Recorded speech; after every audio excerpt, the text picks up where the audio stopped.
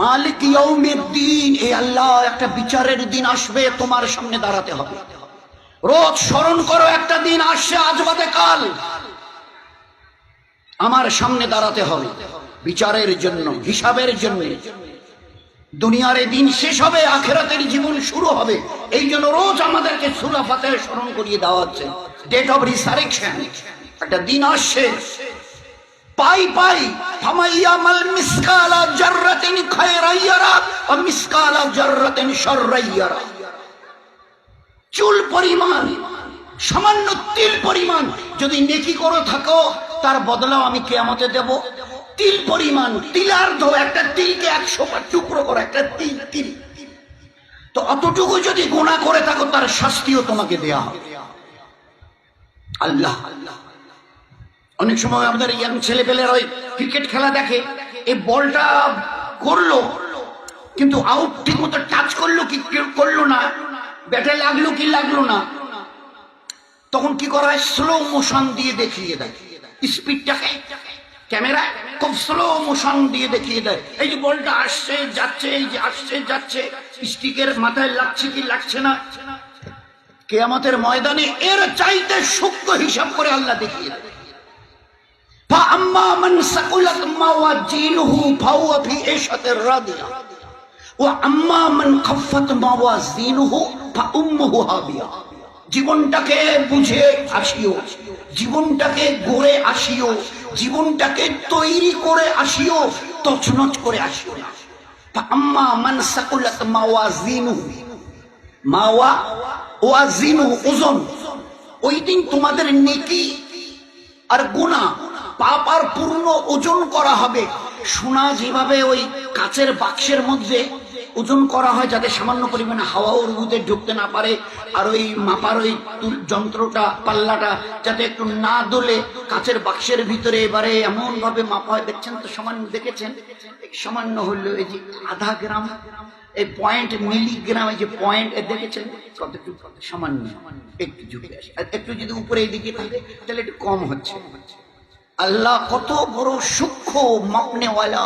ফাআম্মা মান সাকুলাত মাওয়াজিনহু, ওজন করতে গিয়ে যদি তিল পরিমাণ নেকির পাল্লা ঝুঁকে যায়, ফাউম্মুহু এশাতের রাদিয়া, আমার রহমতের জায়গা জান্নাতে চিরদিনের জন্য তোমাদের পাঠিয়ে দেওয়া হবে। নেকির পাল্লা যদি সামান্য পরিমাণ ঝুঁকে যায়, ওই দিন তোমার জন্য জান্নাত, 8টা জান্নাতের দরওয়াজা খুলে দেওয়া হবে। ওই দিন বুঝবে খুশি কাকে বলে। ও আম্মা মান সাকুলাত মাওয়াজিনু, ওই ওজন করতে গিয়ে গুনার পাল্লা যদি সামান্য পরিমাণ ঝুঁকে যায়, ফা উম্মুহু হাবিয়া, তোমাকে হাবিয়ায় পাঠানো হবে। আল্লাহ জিজ্ঞাসা করছেন, ওয়ামা আদরাকা মাহিয়া, বলতে পারো হাবিয়াটা কি? বলো বলো, আমি যে বললাম যাদের গুনার পাল্লা একটু ঝুঁকে যাবে আমি ওদেরকে হাবিয়ায় পাঠাবো। হাবিয়াটা তোমার শ্বশুর বাড়ি, জামার বাড়ি, খালা শ্বশুর, মামা শ্বশুরের বাড়ি, বলো না। আল্লাহ নিজেই প্রশ্ন করার পরে নিজেই উত্তর দিচ্ছেন, নারুন হামিয়া, সে ভয়ঙ্কর জ্বলন্ত আগুনের কুণ্ড, যার রং, এখানে আগুন একটু জ্বালেন, ওইদিকে খড় নিয়ে গিয়ে এবারে আরো পরিষ্কার হবে, সবাই সবার মুখ দেখতে পাবে। জাহান্নামের আগুনের রং এত কালো যে মানুষটা জাহান্নামের লক্ষ বছর ধরে জ্বলছে সেও তার চেহারাটা কোনোদিন দেখতে পাবে।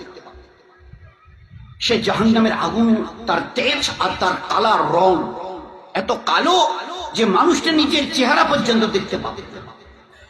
তো সেই জন্য দোস্ত, একটা দিন আমাদের সামনে আসছে, জীবনটাকে তৈরি করি দিনের দ্বারা। দিন দুটো জিনিসের নাম, একবারে এর চাইতে বোধহয় সহজ জিনিস দুনিয়াতে আল্লাহ আর কিছু করেইনি। দিন দুটো জিনিসের নাম, আল্লাহকে মানো আর নবীকে মানো, হয়ে গেল। আল্লাহকে মানো, যিনি তোমার বানানেওয়ালা, যার কাছ থেকে এসছো, যার কাছে ফিরে যেতে হবে, আর সঠিক রাস্তা দেখানেওয়ালা মুহাম্মদুর রাসূলুল্লাহ সাল্লাল্লাহু আলাইহি ওয়াসাল্লাম। একথা মনে করিও না যে এ নবী তো ধর্মের নবী, এনার কাছে গিয়ে কি শিখবো। তো বলে দুনিয়ার আজকের মডার্ন সায়েন্স আর টেকনোলজি যেখানে দাঁড়িয়ে আছে না, আমাদের নবী জনাবে রাসূলুল্লাহ সাল্লাল্লাহু আলাইহি ওয়াসাল্লামকে যে জায়গায় জ্ঞান আর বিজ্ঞানের ওস্তাদ করে পাঠিয়েছিলেন, তার কাছে এই লেটেস্ট মডার্ন সায়েন্স ওয়ালাদের তার কাছে পৌঁছতে আরো লক্ষ বছর লাগবে। আমি এটা বুক থেকে বলতে পারি।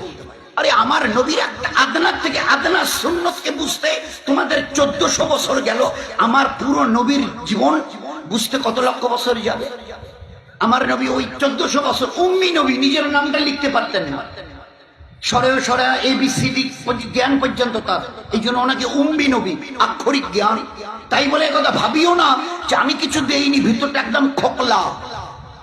মডার্ন এই টেকনোলজির যুগে খবরদার, আজ পর্যন্ত যা করেছো সায়েন্সের নামে, আমার এই নবী যা দেখিয়ে দিয়েছেন করে গেছেন, তার লক্ষ ভাগের 1 ভাগ কিচ্ছু করতে পারবে। As for example, 1500 বছর দাঁড়িয়ে বলছে তোমরা এটাকে শোকটান বলছো, আমি নবী এটাকে বিপদের কারণ বলছি।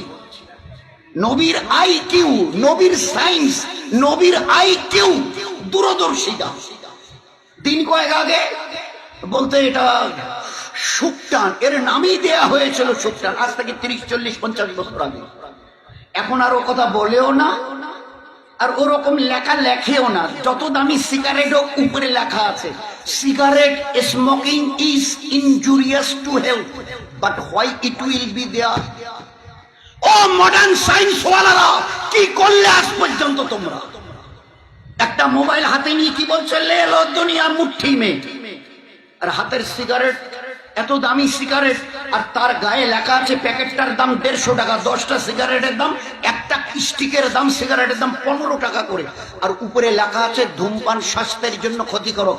এখানে যে ক্ষতিকারক ব্যাকটেরিয়াটুকু আছে, জীবাণুটুকু, ভাইরাসটুকু, কেন এটাকে বের করে, এটাকে বের করা গেল না? যাচ্ছে না? গোটা দুনিয়া যেখানে নিজের হাতের মুঠোয়, সত্যি তাই করে দেখিয়েছে সায়েন্সওয়ালা, অস্বীকার নেই আমাদের। কিন্তু আমার দামি সিগারেটের প্যাকেটে এখনো লেখা থাকবে কেন? Why it will be there? আমার নবীর নজর, আমার নবীর পারদর্শিতার বিদ্যা, এটাকে অ্যাভয়েড করার ক্ষমতা তোমাদের নেই, চাই যত চেষ্টা তোমরা করো।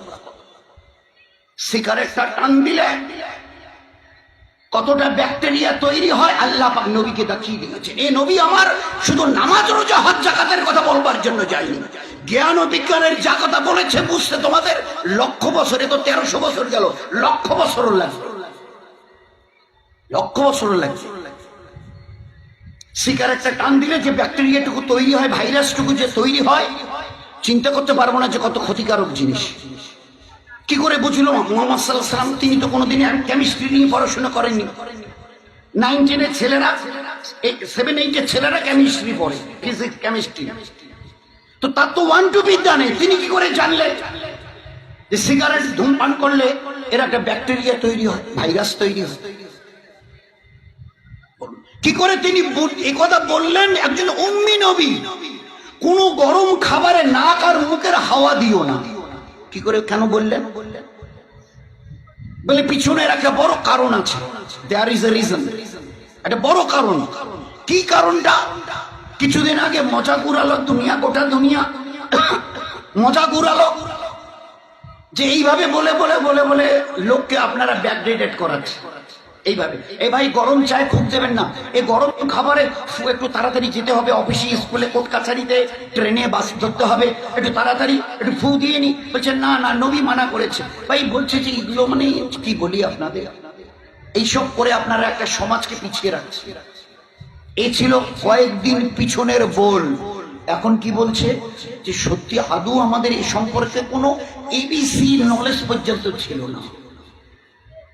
আজ গোটা সায়েন্স কি বলছে, এই 6, 7 এর ছেলেরা এখন পড়ে যে আমরা যখন হাওয়াটা নিই ওটা কি যায় ভাই ভিতরে? কি যায় বলুন? যারা পড়াশোনা করেছেন, পড়াচ্ছেন, কি যায়? O2, oxygen. আচ্ছা, ওই নিঃশ্বাসটা আমি নিলাম, আবার নিয়ে ছেড়ে দিলাম, ওই হাওয়াটা গেল ভিতরে, ঢুকে বেরিয়ে এলো, যখন বেরিয়ে আসে কি বের হয়ে আসে? আরে ভাই কি বের হয়ে আসে? CO2, কার্বন ডাই অক্সাইড, বিষাক্ত বায়ু। এটা মুহাম্মদ সাল্লাল্লাহু আলাইহি ওয়াসাল্লামের জানার কথা ছিল। তিনি তো ধর্মের নবী, তিনি তো ধর্মের নবী। নামাজের কথা বলবে ঠিক আছে, রোজা, হজ, যাকাত, তাসবিহ, তেলাওয়াত, দান, খয়রাত, পর্দা, খুশিদা, বাচ্চাদের তালিম, তারবিয়াতের কথা বলবে। ইনি কি করে বুঝলেন যে হাওয়াটা টানছো মুখ অথবা নাক দিয়ে, অক্সিজেন ভিতরে গেল, যাচ্ছে, আর ওইটাই যখনই বেরিয়ে আসে সঙ্গে সঙ্গে কার্বন ডাই অক্সাইড নামের বিষাক্ত বায়ু? তার তো জানার কথা নয়।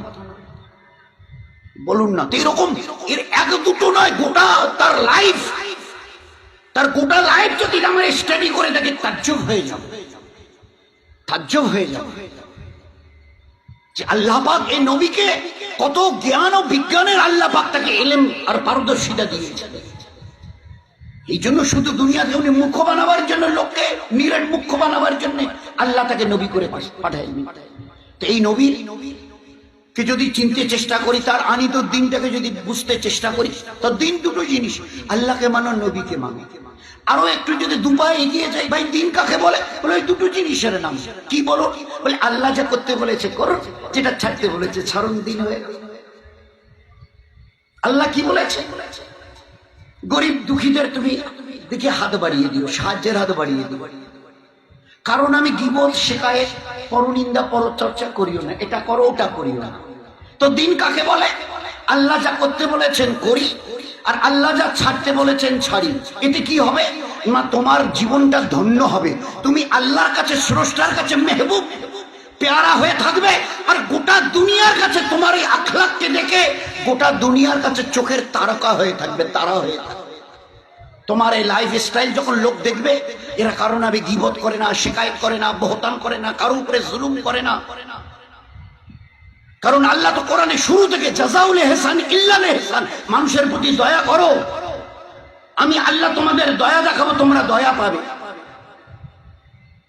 তোমরা কারো নামে গীবত শিকায়েতের মধ্যে যেও না, কারো জুলুম করিও না। ওয়াল্লাহু লা ইয়াহদিল কওমাজ যালিমিন। যদি অন্যের উপরে জুলুম করো, বাড়ির লোক হোক, তারির পাড়া প্রতিবেশী হোক, হিন্দু ভাই হোক, অথবা গাছপালা তৃণলতা হোক, কোনো হায়ওয়ান জানোয়ার হোক, কারো উপরে যদি জুলুম করো, তুমি ঈমানওয়ালা মুসলমান হয়ে, আমি আল্লাহ বলছি, আল্লাহ আমি তোমাকে হেদায়েত দেব না। হেদায়েত মানে সৎপথ, আমি তোমাকে সৎপথ দেখাবো না। ওয়াল্লাহু লা ইয়াহদিল কওমাজ যালিমিন। জুলুম করনে ওয়ালাকে আল্লাহ হেদায়েত, সৎপথ দেখান না।